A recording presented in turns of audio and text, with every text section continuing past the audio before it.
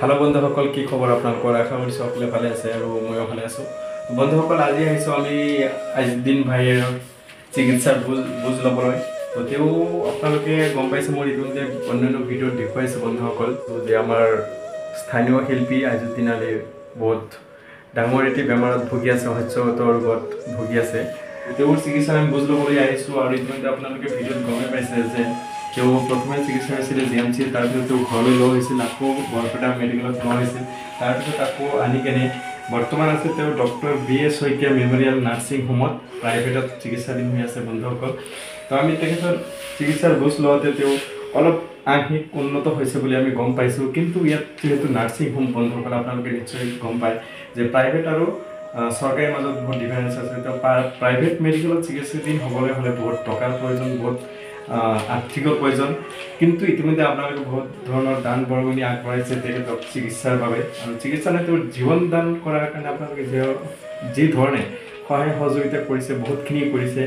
আৰু সেই হিচাপতে মই আৰু এতিয়া আপোনালোকক অনুৰোধ জনাম, আপোনালোকে এই ভিডিঅ'টো আৰু শ্বেয়াৰ কৰিব, বা মই QR কোড আৰু ফোন নম্বৰটো দিছোঁ, যিমান পাৰে আপোনালোকে সহায় সহযোগিতা কৰিব, এই কাৰণে যাতে আজিদ্দিন ভাই নিজৰ জীৱনলৈ, আমাৰ ঘৰলৈ, নিজৰ বাসস্থানলৈ উভতি যাব পাৰে। সেই বিষয়ে আপোনালোকে দান দক্ষিণা কৰিব বুলি আশা থাকিলে আমি কোনে কোনে কৈছোঁ, আজিদ্দিন ভাই চাওক দুটাই এটি কথা যদি ক'ব পাৰে, কি কয় ৰাইজৰ হকে আপোনালোকে শুনিব।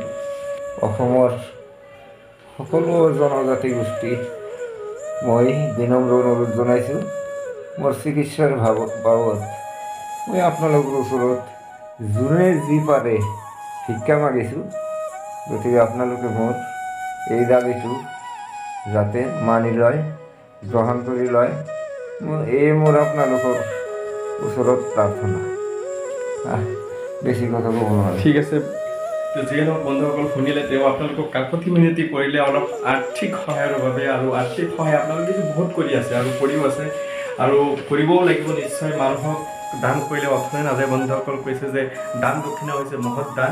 গতিকে আপুনি আপোনালোকে তেওঁৰ জীৱন ভিক্ষা দিয়াৰ কাৰণে আমিও অনুৰোধ জনাইছোঁ বন্ধুসকল। চাওক দিনক দিনে এইবিলাক দেখুৱাই দিব, এয়া ৰক্ত দিব লগা হৈ আছে, মানে চেলাইন দিব লগা হৈছে, সদায় চেলাইন দিব লগা হয়, ৰক্ত দিনক দিনে দিয়ে থাকিব লগা হয়। সঁচাকৈ বহুত টকাৰ প্ৰয়োজন, বহুত আৰ্থিকৰ প্ৰয়োজন হয় বন্ধুসকল। তো আমি ভিডিঅ'টো হয়তো বেছি দীঘলীয়াও নকৰোঁ।